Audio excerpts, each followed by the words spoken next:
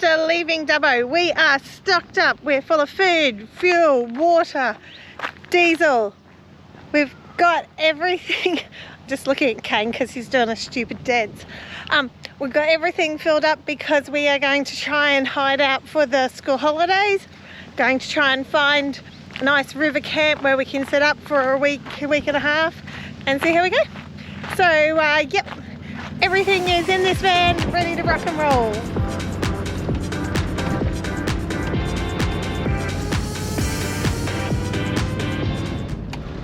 So tell us what happened, our first incident on the road.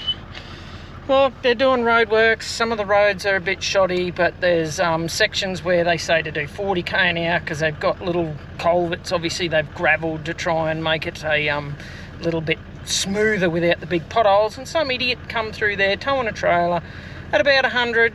I just happen to hit him at the same time. I'm doing 40.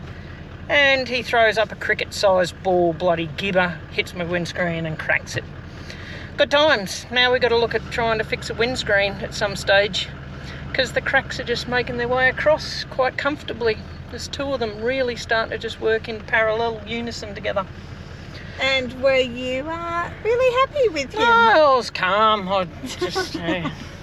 I may or may not have used a few kind words that probably started with F and may have ended in uck.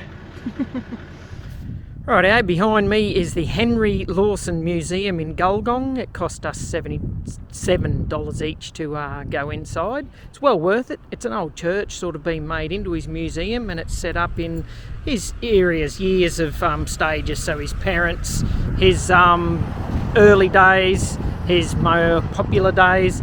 It sounds like Henry lived an extremely hard life.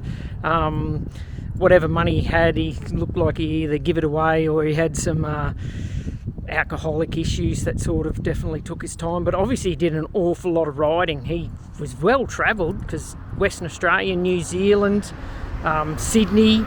So they lived in a lot of places. He even went back to England, so they did get around. So yeah, look, it's well worth going to. There's a lot of history in there. You can read about it. I could talk all day on it, but I definitely enjoyed Henry Lawson's poems and that. So yeah, pop down here if you're passing through and check it out. He grew up and born here, so that's why it's here.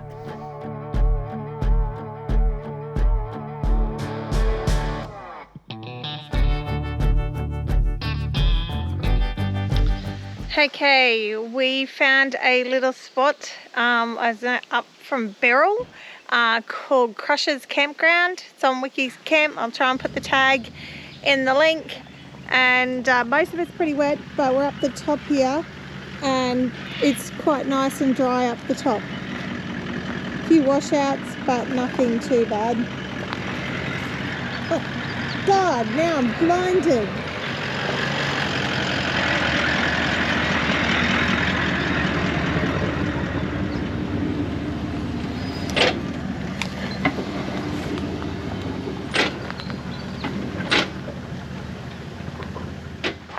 What'd you say, Ken? I said that'll do us. That's got it. Nailed it.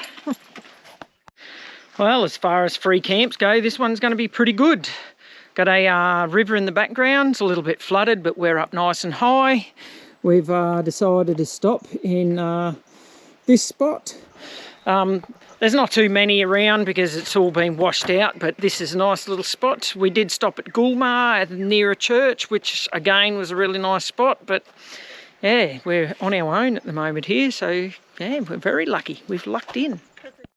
And why didn't we stay at Gulmar? Because there was a drunk old dude there and he just looked a bit random and I don't know, it just didn't seem like the right place. I'll be honest, we come across a lot of old single guys. Like, look, getting there, but cranky old men, I reckon some of them probably be late 60s, early 70s. There's a lot. So I'd say be careful, Kane, because otherwise you'll end up travelling by yourself. Yes.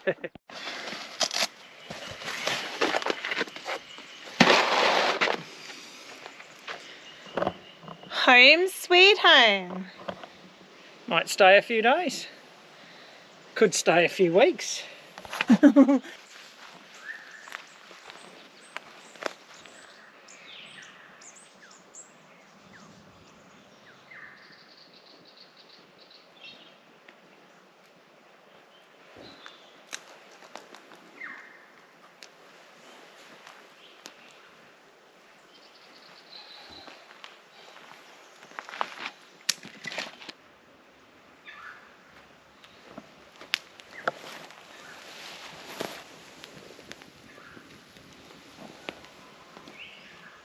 Now you can talk.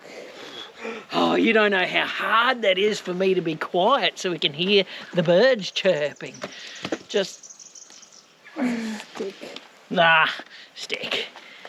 How good is life, really? Whew.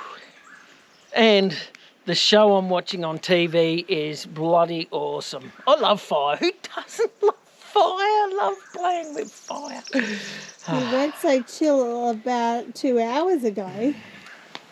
Oh, what was that? You got a crack on your windscreen. Ah, yeah, look, driving with morons on the road is frustrating. Sitting beside a nice fire, relaxing with birds chirping is calm. It's therapeutic.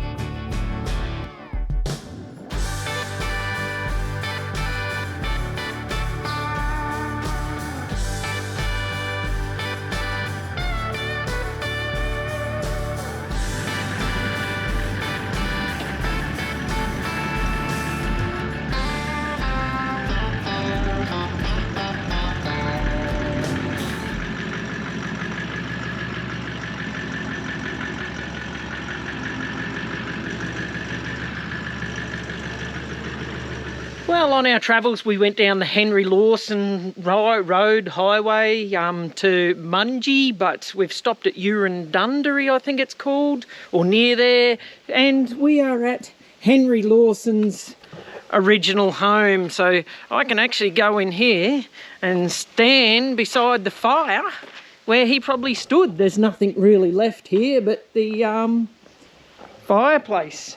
So, yeah, might sit down, warm my hands, see if I can find young Henry Lawson's probably writing somewhere here.